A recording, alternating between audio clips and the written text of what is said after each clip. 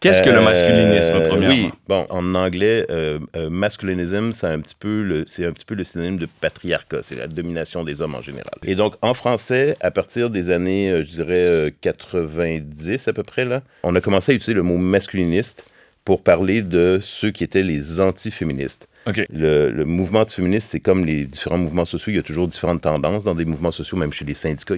Donc, dans l'antiféminisme, par exemple, quand on pense aux États-Unis, on va souvent se dire aux États-Unis, les antiféministes, c'est les catholiques qui sont contre le droit à l'avortement. Donc, ça, c'est. Pourquoi ils sont antiféministes? Parce qu'ils ont une conception de Dieu, de la vie sacrée, etc. Du rôle de la femme. Le rôle de la femme. Les masculinistes, eux, c'est pas, ils parlent pas de Dieu, ils parlent pas vraiment d'avortement non plus d'ailleurs. C'est vraiment l'idée que tout ce qui est même une possibilité d'avancer vers une sorte d'égalité entre les sexes, plus de liberté pour les femmes, est une menace pour les hommes. C'est une menace et ça nous fait souffrir. Donc, c'est l'idée qu'il y a une crise de la masculinité.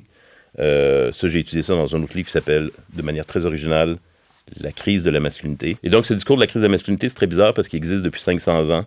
Aujourd'hui, on l'entend partout, en Amérique latine, en Asie, chez les musulmans, chez les juifs, etc. Et donc ça, ce type de discours de la crise de la masculinité à cause des femmes, à cause de l'émancipation des femmes, à cause des féministes qui ont imposé des valeurs féminines dans la société, c'est ce qu'ils disent, ça crée ce que nous, on a appelé, c'est le masculinisme. C'est un courant antiféministe, c'est ce courant-là.